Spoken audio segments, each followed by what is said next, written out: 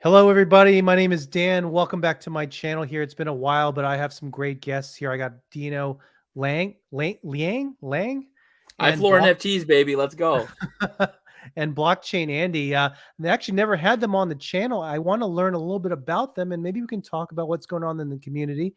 And I know I titled the video, this is the House of Fud, but don't worry, guys and gals, we're not here to make you lose money, but we want to talk about what's going on. So let's get started here. Dino, we talked a little bit briefly here, but can you just tell us how you got into VeVe? Just a short elevator pitch to us. No. So I joined end of October, beginning of November, probably a few weeks before GMs. I joined because of Andre Jick's video. So I was a longtime follower of Andre Jick, saw his video on VeVe. I'm like, oh, this must not be a rug pull. Took a look at it, saw they were partnered with Disney. My first reaction was, there's no way Disney's partnered with this like app. It looks like garbage. And it turns out they were, you know what I mean? Like they were tweeting about it. They were dropping their NFTs on here. And yeah, I've been here ever since, man. Started making content, started buying, flipping, selling, all of it. So yeah, it's been a ride, man. It's been fun. Yeah, awesome. I kind of got into Omi the same way. He did a Omi article or a Omi video and did some research. Kind of didn't understand it, so I kind of dug in and kind of got in that way myself.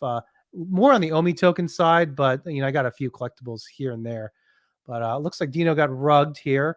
So blockchain Andy, I want to hear about you too because I don't know much about you.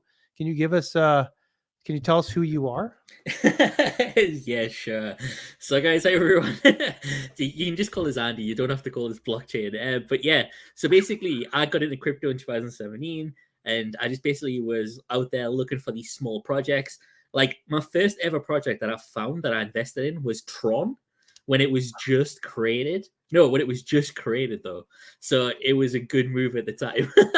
And then since then I was just looking around, getting different projects. Like I was in a group with some friends just investigating crypto. And we found a project that was partnered with Batman statues and stuff like that, and could have Marvel in the future and Disney.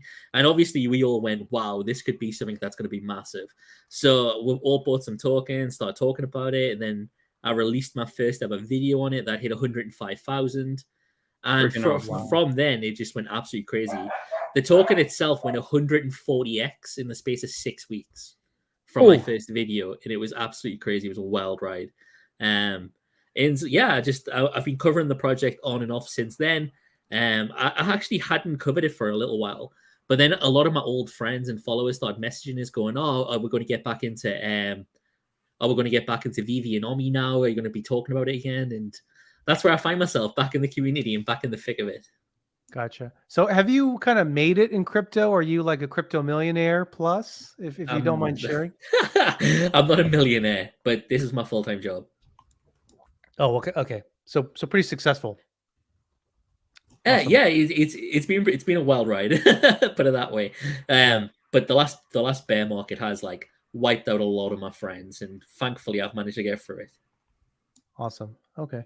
Well, let's get kind of into the meat and the potatoes of our video here, our live stream here today.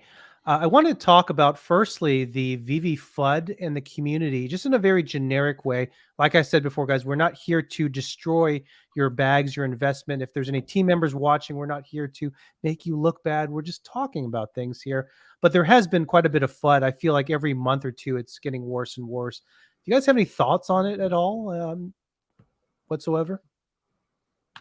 Take it, Andy. Yeah. I was waiting for you to push it at me first. So basically, I think over the last couple of weeks, we have seen a massive surge in people finally starting to realize that it's not all rainbows and butterflies. There's been a lot of issues that have come to the top. A lot of people have been calling a lot of people out for FUDing over the past couple of months. And now most of the things that they were FUDing is actually came into fruition. So it's actually true. And now these people are starting to get a bit more accepted by the community. But you have got a lot of diehard VeVe fans out there that will defend this project even if it went to zero. And I think a lot of people have to realize that people aren't FUDing this project to try and get it to zero or just to have fun. People are actually talking about this project because they want the team to take action and do something to stop this project from going to zero. Because if they don't change the way they're doing things, there is a real chance that this project is just going to fade away. Yeah, I mean, I'll jump in. I mean, to me, there's just like everything is about like percentage chance that something works out, right? So like nothing is ever like foolproof, right? So to me, I don't really view it as FUD. I view it as like general concern. I think FUD is such misrepresented in the community, like, and so to me, like, I think there's a chance VeVe works, which is why I'm still here, why I still talk about it, why I still hold some NFTs, especially some ones that I have definitely diverted to things that I feel like would be more secure. I think that we've already bled most of the users that joined for the bull run, and and so at this point in the community, that's what I've been saying in spaces. I haven't done a video quite on it yet, but I really do believe that only the true believers and the flippers are left right now. And so what a great time for us to actually be really honest about how we feel things need to improve so that VeVe can succeed next bull market that comes. So I think people that are holding, it makes them nervous. I think, maybe they wish they would have sold a long time ago, but we can't live in the past. And so for me, there's a chance VeVe does succeed long term, and I want it to. So I think that needs to be said, the things that we're concerned about. I don't think we should be like, oh, let's not talk about it. So no, I want to say exactly how I feel. And I've been known for that since I made my channel. I've been a very realist channel. Even when I was diamond handing most of my stuff, like I was always I tried to keep it real. So for me, that's my opinion. I think there's a chance it works. And because of that, I'm going to speak about the things that I want to see improved. Let's talk about like a particular piece of FUD that is really kind of gets to you. There's a lot of ways you can talk about this. It could be the exchanges. It could be, the wins. But what is it for you? Let's just start with you, Andy. What is it for you that really kind of makes you a little bit uncomfortable about the project? My biggest issue has to be the people that defend the project so much and knowing that a lot of things are going on. Like a lot of people like attack me on Spaces and on the Twitter, because like I have different opinions to them. And I do think the application itself, like Dino said, does have a chance to succeed. And the chances of it succeeding are a lot higher than what they are of going to zero, in my opinion. But I think there has to be action done to the platform itself to get there. And I think these people that are enabling David, you, and Dan on Twitter by telling them they're doing such a great job, everything's fine, and keep opening their wallets and giving their money to the VeVe team are the people that are really not helping the project overall. I think that people need to realize that what we were sold was a pipe dream, and we're nowhere near to getting that dream yet. And we really need to start asking the right questions to the right people. Yeah, I'll jump in. I'm trying to narrow it down to probably one of the biggest things for me. I think this particular piece of FUD would have solved most of people's problems previously. I don't know if it's the thing that we need going forward, but I would say the transparency from the team, just about if things are going right and wrong. It's not even about the soons. It's more, and that's another big one for me too, but because I think the biggest, whether you call it lack of transparency, lie, or lack of knowledge, I think the biggest thing that hurt most people was when they told them there was 2 million users. And because people thought they put it together, like, I'm not hitting drops. The market's flying. They said there's 2 million users. And so I heard a lot of people say that's kind of what wrecked them. And it's what hurt me too, and I managed to get out with profit, whether it was luck, skill, it doesn't matter, right? But people thought there was demand that there wasn't, and there was a user base that there wasn't, and we knew it was botting, right? So I think that if that lie or lack of knowledge was truth, it wouldn't have wrecked so many people. So maybe the transparency there would have probably helped the most.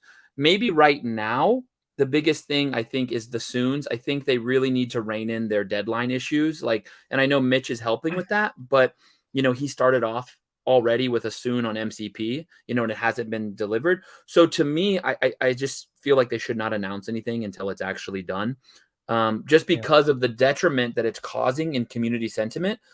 Because if we didn't have these missed deadlines, people would just be waiting, right? And then, so that's probably what it is for me, I would say. Yeah.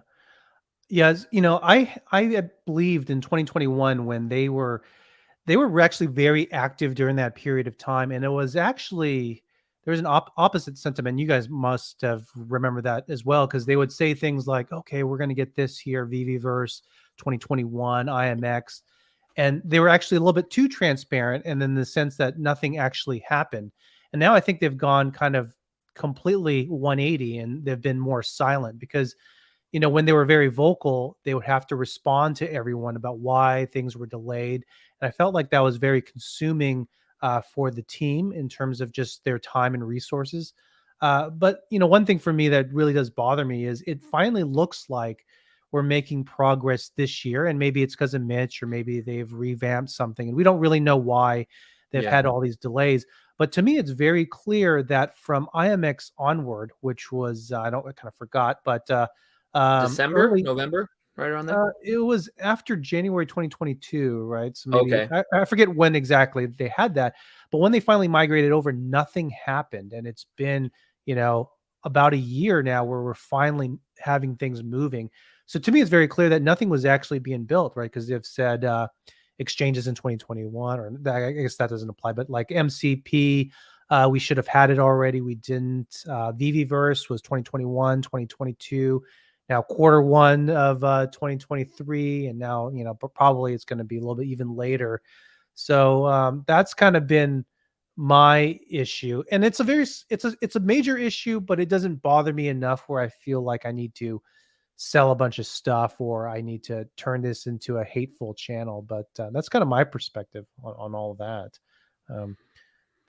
Anyways, what is your guys' methodology on how you approach the collectibles? And I know iFloor NFTs probably that's his methodology right there. But can you tell me about that? Because I didn't even realize people were making money on these collectibles till probably the middle or to late 2021. I was like, people are making money on this, and people Mm. are making 100,000, 200,000, even more. So I've always been a little bit behind on that. But can you talk to us about how you view these collectibles?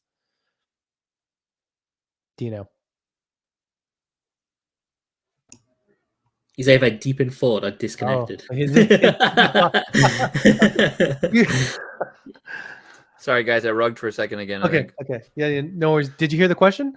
Yeah, I heard Or the question. You were saying, what's the methodology like mine on like how, collectibles? how you approach your collectibles? I know you flip a lot, and actually that's the way to make money. It seems with a lot of these drops, that's the way of guaranteeing a profit. But is that what you're doing right now, or how Yeah, is that? yeah. I mean, I think I have my strategy is it's kind of a few different ways. So I have a few pieces that I'm willing to bet on, like on the success of VeVe, right? Working out, and those have adapted, right? So yeah, we got rugged.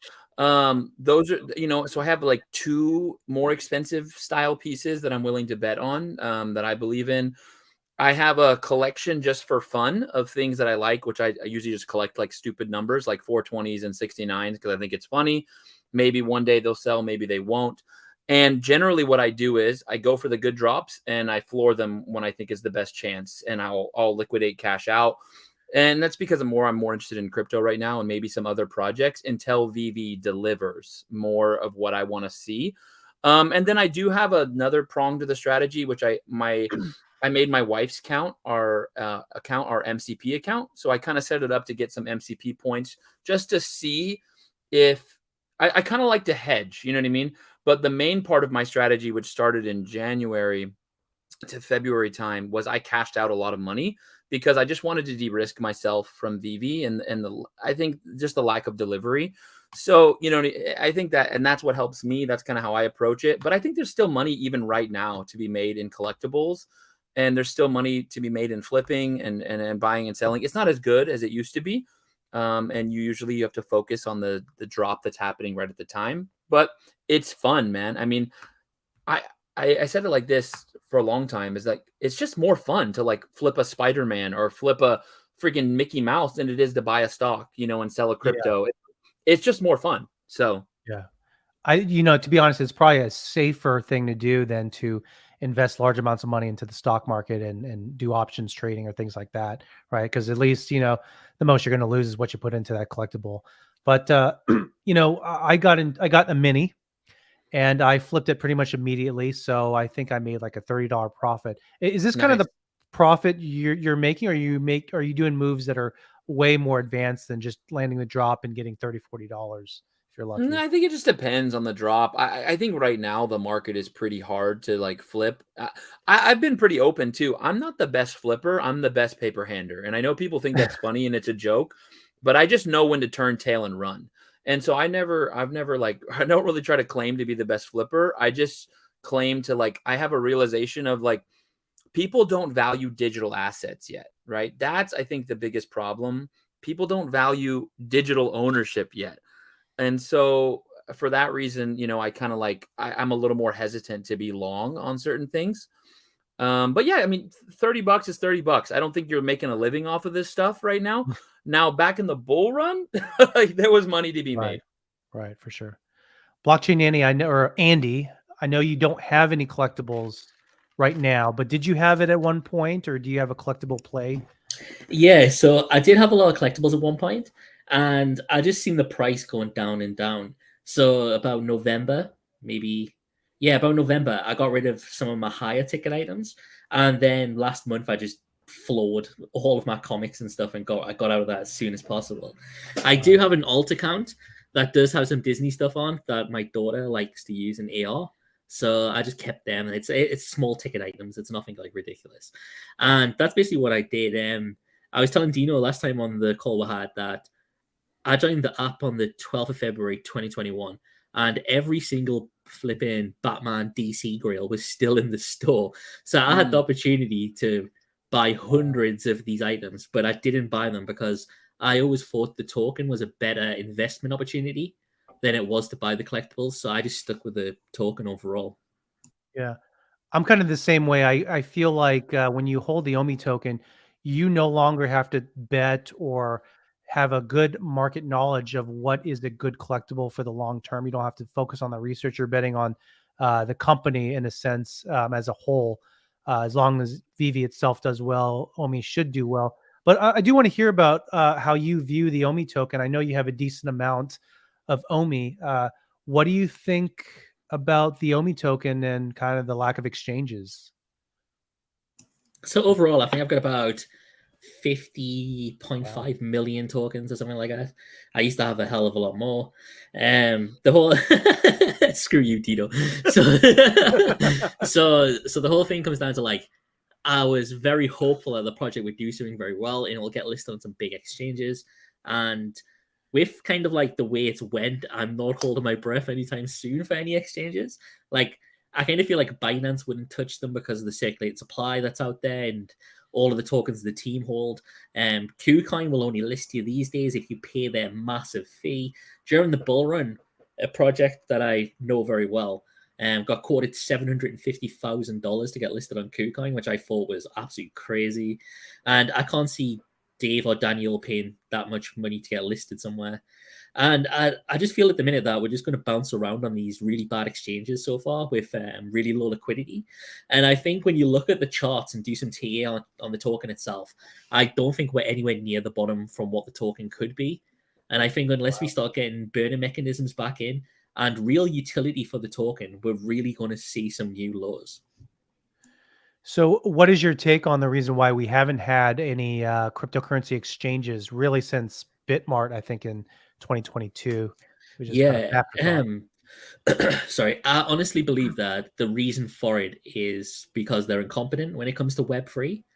And I think the team don't have anyone that is blockchain based or know anything about blockchain. So I think that's the biggest issue there. Like, even if Ben stayed around, I think we probably would have seen a bigger advancement on the blockchain side of things. But because Wow. they're just a bunch of dreamers and Web2 normies, we're not really seeing too much development. I mean, isn't the exchanges mostly about money? If you know, if we're following your line of thought, and granted, I don't Yeah, know yeah. why No, you haven't been, but is it there's a about the lot of money? money involved, but there is also some technical abilities involved as well. And one of the key plays that projects like Binance do, and I can say this like off, like known this personally, is that what they don't like is when there's a lot of tokens out there. And what they will do is get teams to change their vesting schedules and the token allocations to be able to launch them on the website. Like I know 2 or 3 projects that have had to change everything from vesting, team tokens, allowances, just to be able to get launched on Binance. And when you've got so many tokens and so many in circulation with no use case of a token, Binance is not going to list you. Binance won't even entertain the thought of it. So my counter to that is, they got like Shiba Inu on Binance. I mean, I haven't really researched them in a while, but a year ago, I would say there was no utility there. And then there's like, Flocky Inu. I mean, that's Yeah, but did you see the money flown through them projects prior to yeah, getting I listed? do. I do. So when you look at projects like when you look at the Omi token itself, the amount of liquidity going through that token on these smaller exchanges, like even KuCoin now is removing these people, these tokens that paid the 750K to get listed. They're now getting removed because the trading volume's so low. So it's actually costing them money to have these tokens. And you'll start to see KuCoin removing a lot of tokens very soon. Gotcha. So let's switch gears a little bit. I don't want to just talk about Omi since we have a VeVe digital collectible expert with us here today, but let's talk about MCP. That's kind of a big thing that we're seeing people get that. We're seeing screenshots of points. People are getting really excited about that. I will say that I remember seeing that first beta article in 2021 about the MCP. And my initial thoughts have always been it looks like the opposite sister version of the Omi token utility. Kind of using points to do things within the app that seems kind of the same as the Omi utility program. So I've never been really too excited about that. But do you guys have any thoughts on MCP? Is it going to bring life back to the markets? Yeah, I mean, I can comment. I mean, I sent you a share screen. This is my MCP beta right here. So these are all my ranks. I haven't actually got MCP. just sort of to throw it out there, but artwork, she's too poor. So yeah, no, I'll make a comment. So yeah, MCP, it's intriguing, right? We don't know. I think there's a couple big questions, right? To know that if it brings life back to the market, right? And I think the big questions are, number one, what do we get for our points, right? Because if the points get us something valuable, then it will start increasing the MCP point like cost per dollar. Because like right now you can get like a rare comic, which is probably your best MCP play. You can get one of them for about $2.50 a point, right? That's on a recurring point basis. That's not just to buy one point. So on a daily recurring point, it costs about $2.50 a point for the cheapest rare comics. So is my $2.50 going to be worth more that I can buy with my points? Like, to use the OUP, right? Is it going to give me a golden ticket if I have so many points and the golden ticket gets me the secret rare miles, right? The better chance. Because that's really what it's all about. How many points is it going to cost me to get closer to secret rare miles or closer to platinum vault, right? That's what it's about. And that's what the points are all about. So that is a really big factor that will affect MCP's effect on the market. I think the other thing too, I mean, it's just if it's good, right? Is it good? Is it working? Because then we'll see what happens. I definitely know people are even prepping now, but there's a lot less people prepping. So we got to see it delivered. We got to see it roll out, but it could really help the market. It will put things, I mean, here's another theory, right? If it works, it puts the items in the hands of collectors, right? Because they'll allocate their points towards the drops. It won't go to bots. It won't go to flippers like me. It will go to someone who wants that piece and wants to hold it, which in turn puts less on the market, right? Which increases the price. So it should work. Hopefully it does. And it has the potential to shake stuff up, I would say. Interesting. Okay. What do you think caused this delay with MCP? I really believed Dan and David when they said on a community update that we would get it really soon. It was going to be a Christmas gift or something like that. And now we haven't heard anything. Do you have any thoughts on maybe why that happened? I mean, for me, okay, that's like I said, right? I try to preface this with this. I really do want VeVe to work. I enjoy VeVe. The most bullish thing for me is the community. I think the fact that we're all still here, and even though there's less of us, it's a really like good bullish community on the project, right? It's pretty strong. But in my opinion, I think there's only two answers, and I'm sorry to say them. I think it's like stupidity or something, like not ability to like something wrong. Like it's been years. I mean, this has been promised for multiple, like 2 or 3 years, right? So it's either that or like I don't know another way to phrase it. Like or it's on purpose, right? There's a reason why they're delaying it on purpose. Maybe it's more nefarious, and I don't know why. And people could say you're not a developer. You're right, I'm not. But I do have developer friends, and they told me it takes a week to build a good search bar, and it took them like 5 years. So that doesn't mean that I don't want VeVe to succeed. I do. And it's mostly because Disney's here. It's why I'm most bullish, and because of the community.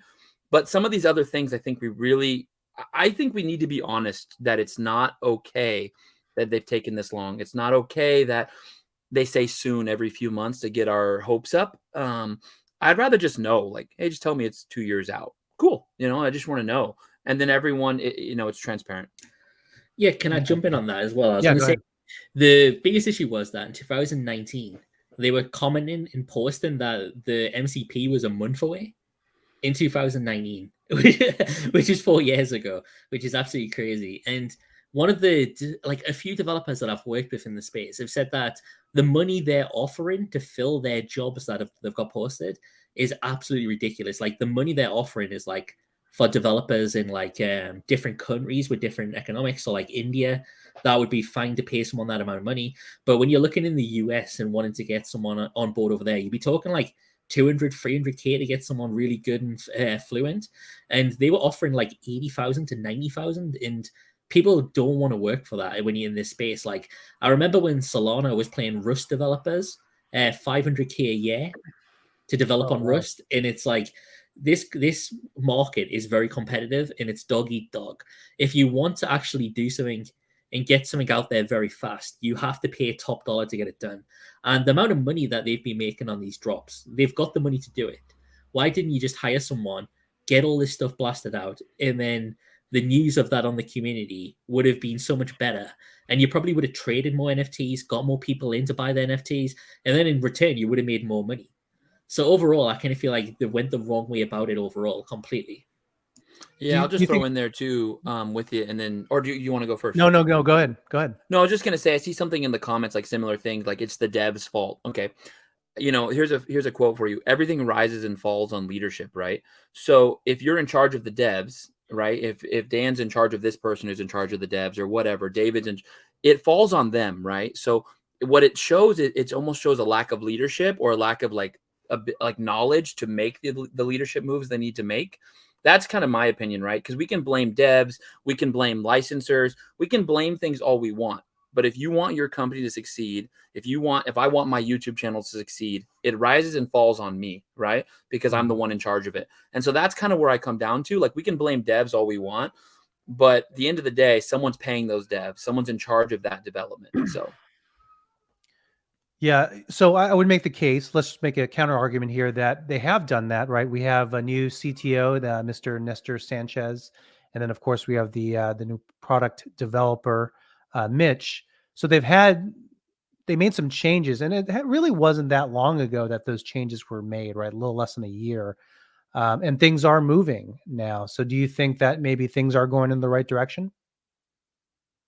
See, I don't see that many vast improvements. I just see more Twitter spaces and more promises by the team getting made on Twitter spaces. And then kind of like, I don't know if they do it intentionally, but when they have items in the background and then people are like, oh, look, there's Mario and stuff like that.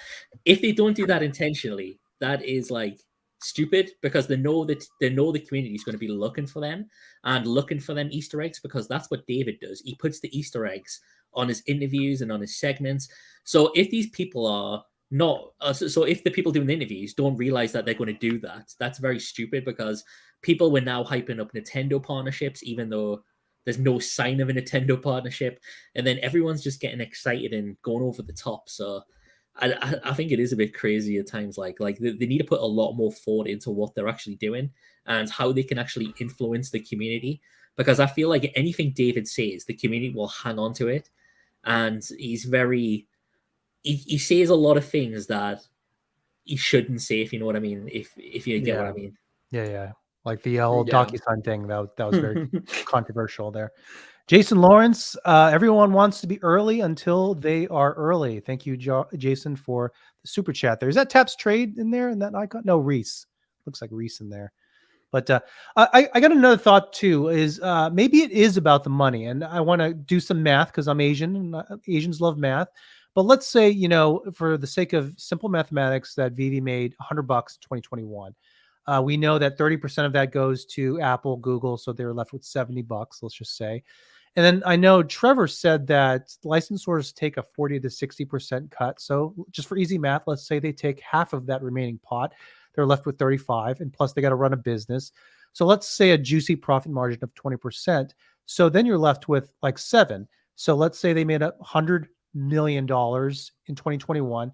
They're really left with $7 million in profit. And is that enough to do everything that they've promised? And how are they funding the VeVeVerse? I mean, where's that money coming from? Is it from all the seed rounds from is it Blackbird, that venture capitalist firm? To me, maybe they aren't making as much money that we've thought. 7 million is still enough to get what they needed to get done.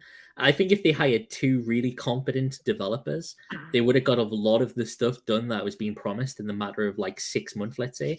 And that's even if they went slow. 6 months, they could have got the MCP done, they could have got the OUP done, they could have sorted the crypto to gems, they could have sorted the OMI to gems. Like, a lot of this stuff isn't brain science, and it can be done very easily. Just read that comment. It can be done very easily. All it takes is money. Like, that's it. The whole world operates around money.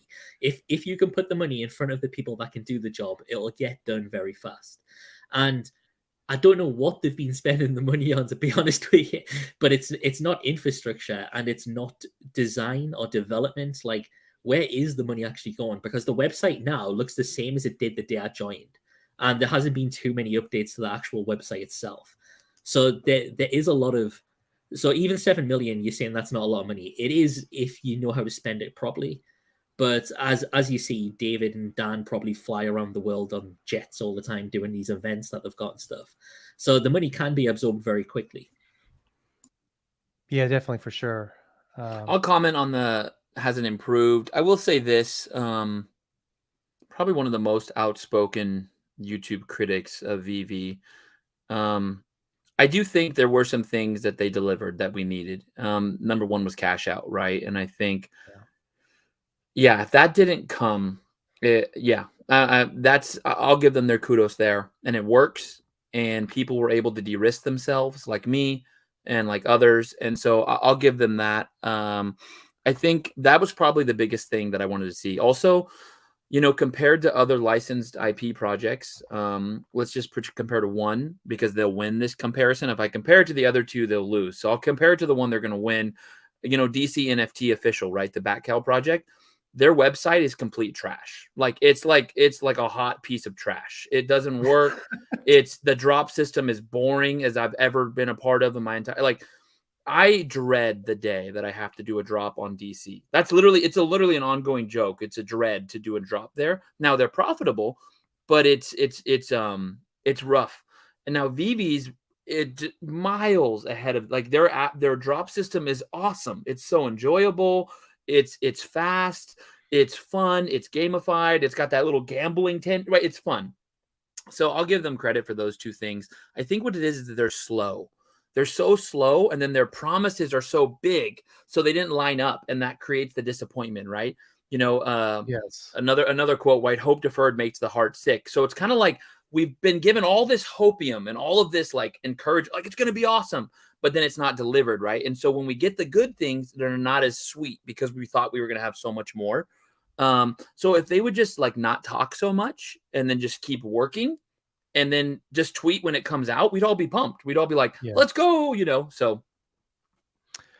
Got a comment here I thought was funny. A-Dog says, VeVe and Omi are typical South Asian scammers like Duquan, dirty, sneaky modjets. What the hell does Yeah. that even mean? What's a modjit? What the I hell? don't know. There was someone that left a comment that was like, "Ever since Duquan, I don't trust Asians anymore." I thought that was so hilarious. It was on What? Mark Wynn's YouTube. He shared it with me one time. I thought it was pretty funny. But People Sleeping are Comics, absolute dicks. I'm bad at math. Thank you for the super chat there. That's Cap. What's up, Sleeping? Love you, bro. I reckon he worked his MCP out before MCP did. That's what Yeah. Sleeping Wood, dude. He optimized his MCP so well. Yeah, that's what I mean. The guy's a machine. I reckon he worked it out before it even told him. Dude, he's a monster. If ever I have a question about MCP, I DM Sleeping. I'm like, hey, bro, he's like, this set's the best for it. I'm like, let's go. I'm buying it. Like, someone's actually just mentioned about the VeVe drop system.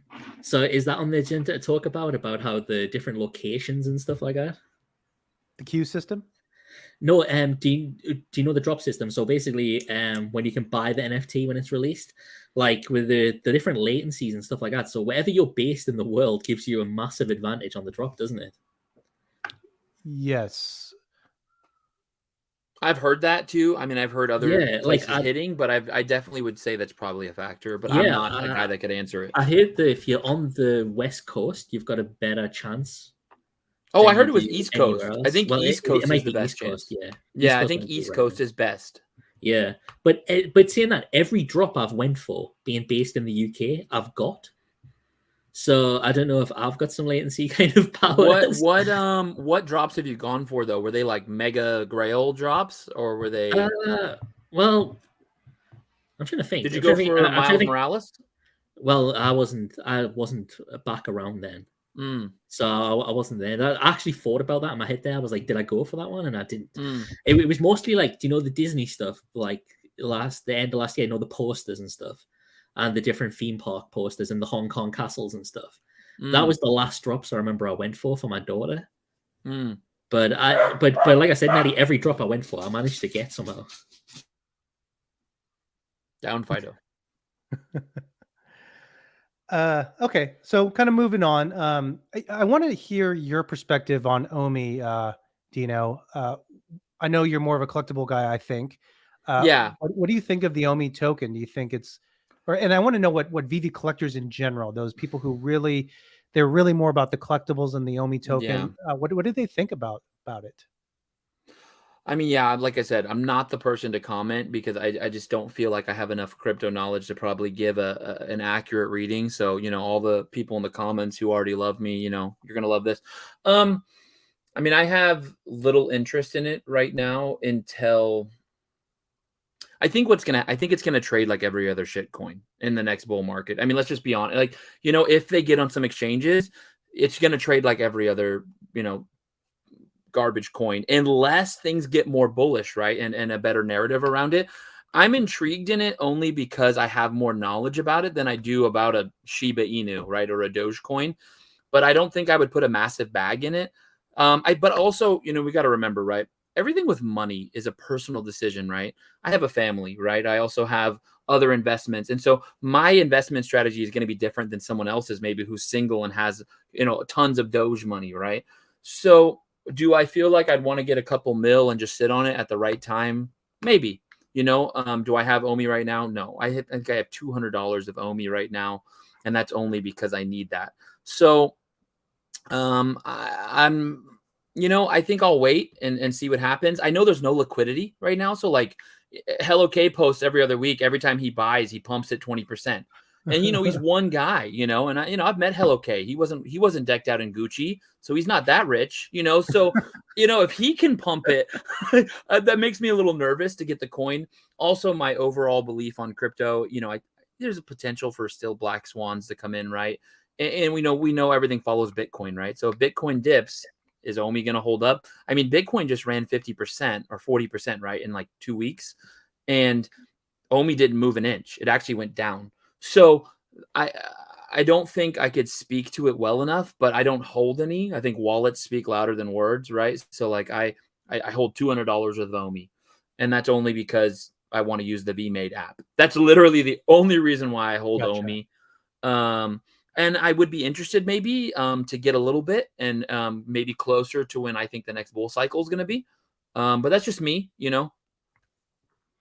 Yeah, I was Yeah, gonna say you lied a little bit there, because when I met Hello K in the UK, he was dripped out in Balenciaga and he let us Oh hold his my! Rolex. He let us take a photo with his Rolex. He rolled up in his Lambo. Yeah, so maybe you met the different version of K, because the one I seen was dripped out. He had gold necklaces on and everything. Okay, okay. maybe he's dressing down so he doesn't so we get comfortable around him. He's like, I'm going Yeah, hanging out with the pores. I need to kind of dress down. I that's tell why he you, has that bird, right? He has that bird squawking, so we feel like he's just a normal person, you know. I tell you for sure, like if the sun was out, it would have blinded us off the amount of jewelry he had on. It was absolutely crazy. Okay. I wanted to talk about that as well, about kind of de-risking that you've talked about, iFloors. I think I've put about, since 2021, a lot of money, maybe 70, 80 grand in crypto. And I'm not super wealthy either. And, even though it doesn't really bother me too much, it is a lot of money in hindsight. You start to wonder, okay, is something ever going to happen? Is that completely gone? And Andy, I want to hear your thoughts on this, but uh, should I be worried? Should I be cashing out now at all-time lows because it's going down into the pooper, so to speak? You see, I'm kind of siding with Dino when Dino was saying that it's a long term project. It's not one of these things that can be short term vision. And I think in the short term, if they make the changes that need to be made, the longer term is going to look so much better. I think eventually they will get into their heads what they need to do, but the sooner they can do that, the better, because they're hemorrhaging users left, right, and center. There's a lot of whales. Like, I can tell you, there's a lot of people with 100 million plus OMI that are just waiting to get out of this project on the current basis and sentiment. So if they can turn it around, give the project in the token itself some kind of more utility and use case, it will really brighten up the community. Like, people like myself and Dino, like what we've said, like, we just want updates. We want to see something that's really good for the project. And the token itself has just been like a second thought so far. And for the project, like, it's kind of been abandoned in a way, because the way we were told in 2020, 2021, that nothing would work on the VeVe application without OMI. And now everything's working. And the only thing that's not working is the OMI token. So it's one of them things where they really need to set some real barriers out, tell us what's going to happen, how the token's going to be used, some real utility, or the OMI token itself will be forgotten about. And I feel like the VeVe application itself will distance itself. Do they even owe you an explanation though? Because these aren't stocks. We didn't sign a agreement getting equity in terms of this company, so technically they don't owe us anything, right? Maybe at a minimum they owe those initial ICO investors, but even the collectors, they don't. They're buying these digital toys, so to speak. Toys go down in value, and then a few of them, tend to do really well in 10, 20, 30 years if they're really popular. So do they even owe us any? Are we just consumers or customers? Yeah, I honestly think they do, because if you look at the original raise, that money was raised against the OMI token to be able to build this platform, and the OMI token was told that it would be the utility of the platform, and you would need this token to do anything on the platform itself.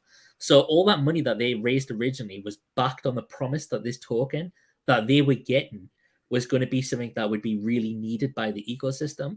So if they back away now and say, oh, the token's not going to be used anymore, the VeVe platform is going to be a separate entity, I think that everyone that invested any cent of money has got a lawsuit on their hands. And as we've seen the way VeVe handle lawsuits, which are ongoing, I think that that would be even worse for the project. And I seriously think that if they did back down from OMI, it could be the end of the actual money that they've got. Wow. I'll say this. I mean, I personally, and this is where Andy and I disagree. I don't feel like they owe us any explanations. I just feel like, as good business practices, you don't want to burn your customers, right? It's like, we are buying their product, we're buying their coin. And the one thing that I didn't say about the coin, I might be rugging right now, so I'll wait a minute. No, you're good. You're good. Okay. The one thing I didn't say about the coin, this is probably the most bullish thought I have about the coin. you just follow people's greed, right? And I know that sounds awful, but David and Dan own an awful a lot amount of OMI, like a lot, like enough OMI to retire their entire family and buy a fleet of yachts and a country, you know. And so that's incentive to make the coin work. For me personally, like that's what I think about when I think I'm like, they want this coin to work because that's their exit liquidity. I'm not saying that's what, but you know, as a joke, right? That's my bullish case for the token is they own a lot. Yeah, and that's a really good argument. But you know, I will say I think there's some counter arguments to that, right? Yeah, They yeah. can't sell that because you know that might be possibly a security issue. I don't know. I'm not a lawyer, but that could be an issue. It would cause people to lose confidence if there was large selling. You know, people might even look at that as like a loss of confidence in the Mm, project if they sold. And I would even say the biggest moneymaker might even be VeVe. Omi could die and be worth nothing. And as long as VeVe's doing well, they're still well taken care of because the equity, right? It's you know 10 times earnings is possibly the worth of like the VeVe. So really, you know, it's the equity in a very successful product that's probably worth more than Omi. Uh, that being said, there is a little bit of an incentive. I feel like I don't know this for sure, but I feel like they do want to take care of the people who bought the token. For example, Jeremy Padower is someone who said he has, you know, OMI and presumably a lot of OMI. I mean, what would that look like if you screw over those OMI token holders? Jeremy would be hurt by that as well. Is that even good business? Does that hurt them in the future? yeah. Those are just some thoughts I have about that argument in general. Yeah. There, yeah. But No, anyways, and Andy has the same thoughts, right? But to me, it's better that they do than they don't. And that's someone that's maybe not as crypto savvy as you sure, guys, sure. right? So Yeah, yeah, yeah. But okay. Andy, do you have any thoughts on that, or you want to move on? I think we basically covered most of it. We could move on. Okay, okay. So let's kind of go on a more happier topic. You know, we're at 46-minute mark. I kind of want to end on a good note. But VeVeVerse is something I've always been very excited about. I like the idea of taking a collectible, possibly using it in a game or socializing at a bare minimum. I think that is going to revitalize the whole VeVe economy and maybe even the OMI token as well. What do you guys think about this kind of potential savior of the app? No. Oh, why is that? 100% no. Have you seen the people that they've actually built the VeVeVerse? Like the kind of promises that Dan Sure. and David have gave is like it's a massive pipe dream of a project where basically what they were describing is Ready Player Me, and the technology for stuff like that is so far away. Like even the people who have spent millions, like hundreds of millions on metaverses so far are nowhere near that point, and I don't think we're going to be near that point for like another 10, 20 years at least. And I think that when they were given the speech about how you can transform into your figures, you can be Batman, you can climb walls like Spider-Man, you can fly like Superman and stuff like that. Like all of this, in my opinion, is just a massive pipe dream. Like the technology isn't there for most of it as it is. And I think that when you look at the project they've actually hired to do this stuff, the previous releases from this team have been very, very poor. Like what they've actually got is a metaverse for service. So you pay a fee, they'll reskin a metaverse for you to make it look like what you want. And this, in my opinion, takes out all of the kind of signature touches you would expect from a team building a metaverse. Like you would want unique selling points and things like that. You don't just want a reskinned metaverse that has been built with Unreal assets that have been bought off the website. So I do think that the VeVeVerse is going to be a massive failure. That's just my opinion. Like we've seen projects like the Sandbox and Decentraland, they haven't got many daily active users, and they had a lot more money, a lot more technology, and a lot more focus on the applications itself.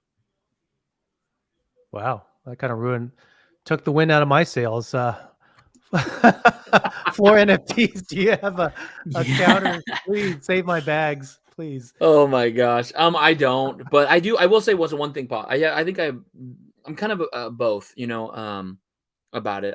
I think that I'm not bullish personally on the metaverse because me personally, I want it to be like player one level. You know what I mean? Like we're really living there. I think he rugged there. Sorry, Dino. He's always rugging everyone. I know. Well, I'm just looking at the There you go, I'm comments back. here. Okay, go ahead. Sorry.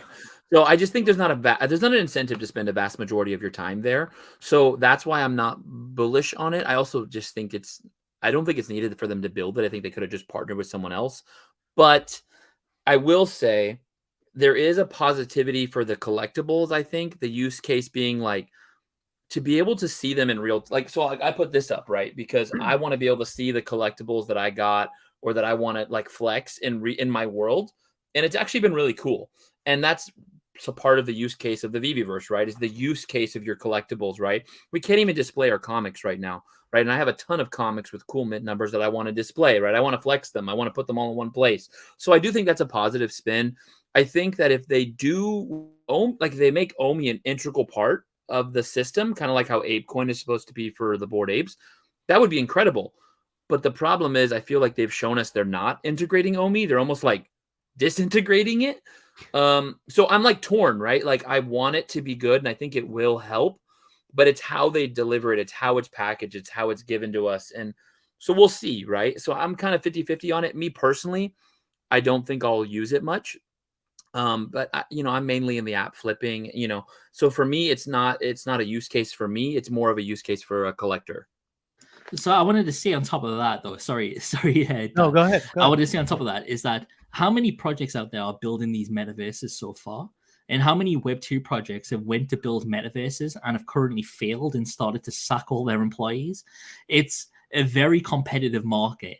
And to be able to come into this on the back of VeVe when the user base is so low currently, I honestly think that what they're doing is walking into a trap. I think that they could have partnered with someone like Spatial or even the Sandbox themselves and incorporated all these assets on there. And they've already got pre-built platforms. So it would have taken them like a month, 2 months to get integrated, instead of spending money on buying a metaverse as a service and then having to get your users to start using that. I think they went the complete wrong way about it. And a lot of projects out there, like I'm going to drop the most hated name in the VeVe community right here, Quid, or a project that actually listened to you. So Cavill mentioned to them about the Spatial and how they should partner with Spatial to get their NFTs unlocked and used on that platform. And the team's already booked meetings with Spatial. They're already moving ahead to discuss this instead of building their own metaverse. And things like that, in partnerships like that, are what set projects aside. Yeah, going back to what the Ready Player One analogy there, I've never expected them to have a real Ready Player One metaverse. I mean, that's not going to come out, for any company Yeah, on yeah. this earth for at least 10 plus years, most likely multiple decades. So they're not going to be building that. But, Dan has always kind of provided that vision of what he sees kind of VeVe to be. And I think that's what it really is. We're not taking him at his word that that's what we're going to have, but that's the vision of where the collectibles want to go. And, in terms of, I don't think you need much for a VeVe metaverse because, when you're a collector, what are you really doing in real life? You're going to conventions, you're showing people, you're socializing. The features actually need to be really, really basic. The games could even be very, very basic. I don't think it needs to be complicated. And you look at current metaverses now, Decentraland, Sandbox, there's nothing to do there. No one wants to go there. You're never going to invite your friends to hang out there because there's just nothing to do. And honestly, it's kind of lame. But we have this community that's essentially already socializing, talking about these collectibles on Twitter. We're on these Twitter spaces. We listen to music, and I'm not sure how they kind of play music. It's probably just like this, where you have the thing, going against the mic. It's kind of ghetto in a sense. But imagine if we can do a lot of those things that we do on Twitter in the VeVeVerse. That's all I think we need initially. Whether we get those users from Twitter onto the VeVeVerse is kind of a different story. But I'm willing to wait and kind of hope for the vision. But Yeah, I'll just throw something out for the comments too. I've been reading like, these guys don't hold anything. Like, why would they want them to succeed? I definitely would encourage you to watch the whole stream and maybe do a little bit of your own research. I said in the very beginning, I still hold certain expensive assets on VeVe, and I still want it to succeed. I think I'm just open to criticizing things that I want to, and also Andy holds 50 million Omi. So, right, I think see, and this is one of my biggest, like, I guess, encouragements to the community is, if we're not willing to like say what we want done, to leave honest feedback, and we're just going to quote unquote moon boy and protect our bags, I don't know if they're going to deliver what we all really want them to deliver and how we want it done, right? And so I think honest feedback is really important, especially right now. I mean, no one is joining VeVe right now. It's the bottom of a bear market, right? Whatever, maybe we're not there, maybe we are. No one's joining right now, okay? Because this is a speculative asset, right? People are just trying to put food on their table. They're trying to, so what a great time to be honest about our feedback and what we want done. That would actually make you more bullish, because you're like, I want to see this delivered so that my bag does increase. Whereas if we just pretend, put our head in the sand and act like nothing is wrong, just so you can get some exit liquidity and get out, it might actually not succeed long term. So yeah, I do think it's crazy. Like we've said even at the start, like me and Dino want this project to succeed, and we do think this project will succeed in the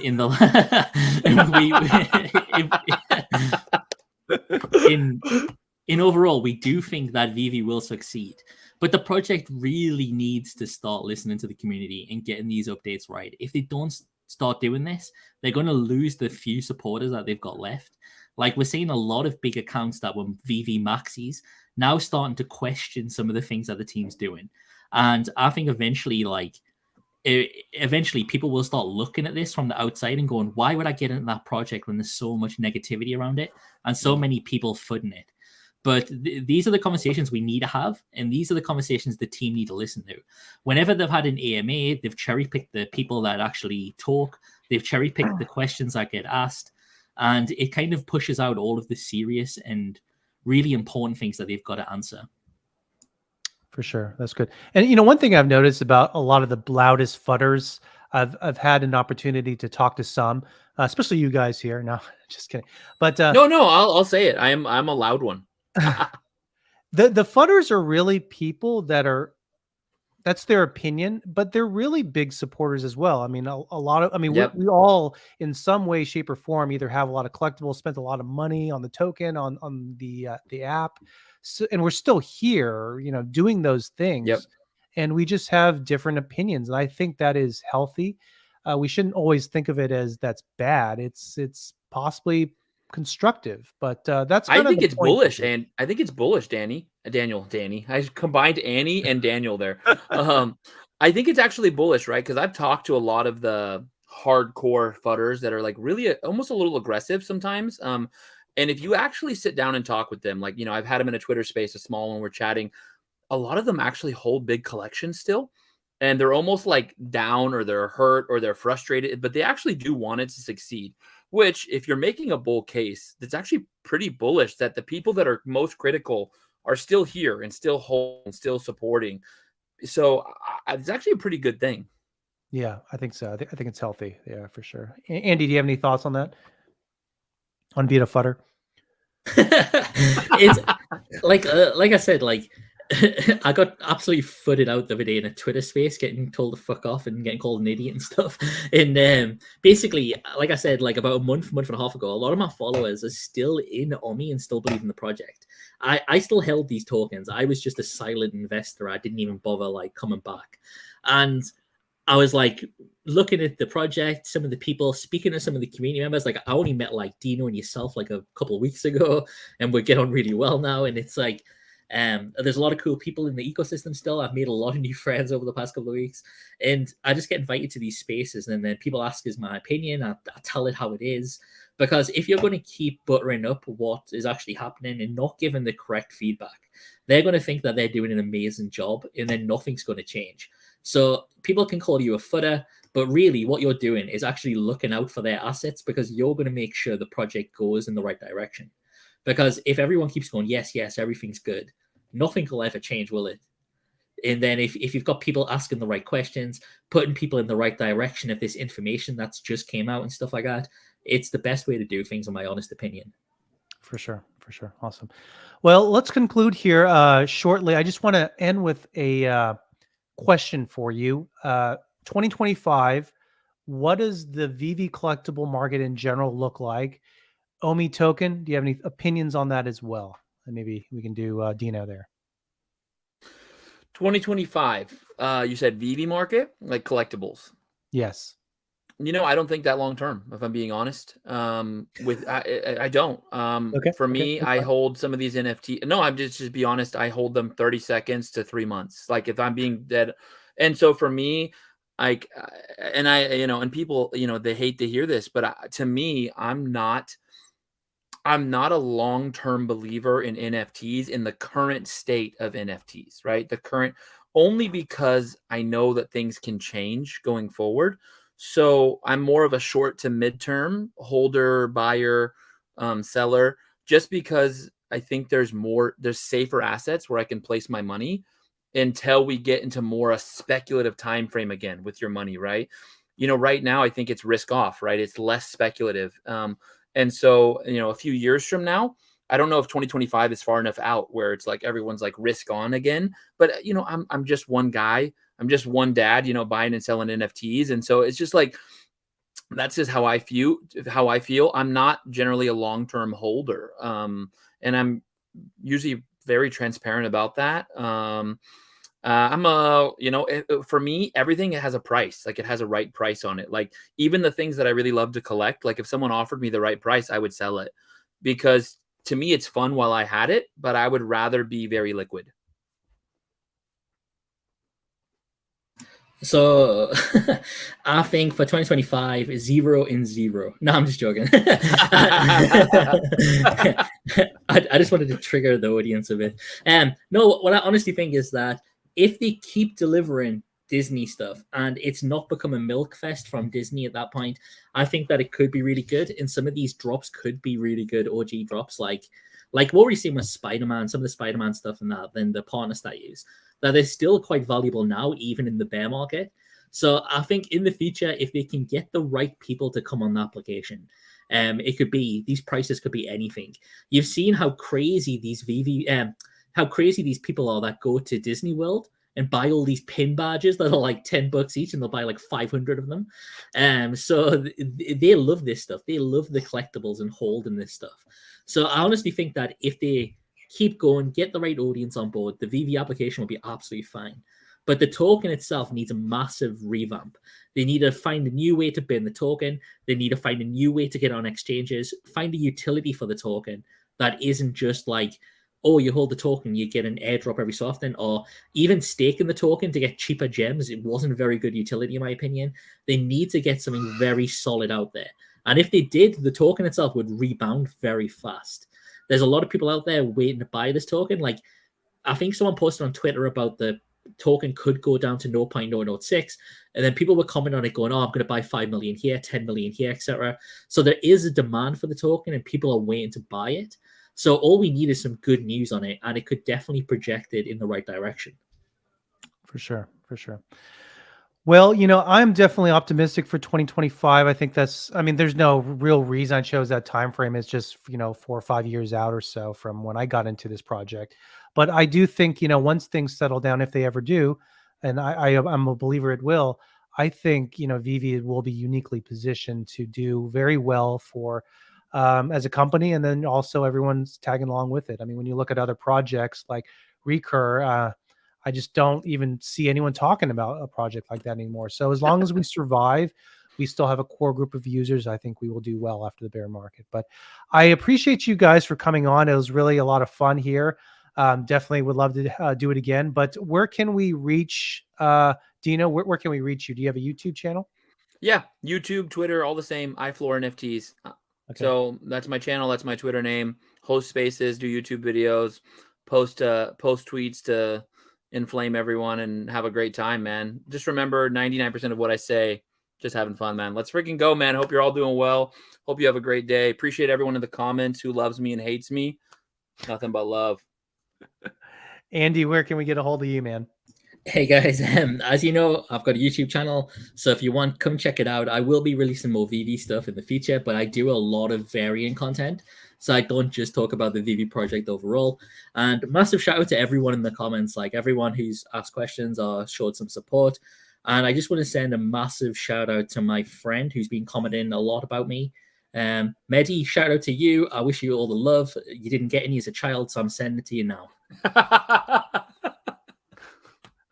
I remember him from way back, actually, in 2021. But anyways, thank you guys very much. Appreciate you for commenting and all the super chats. You guys have a good one. Take care.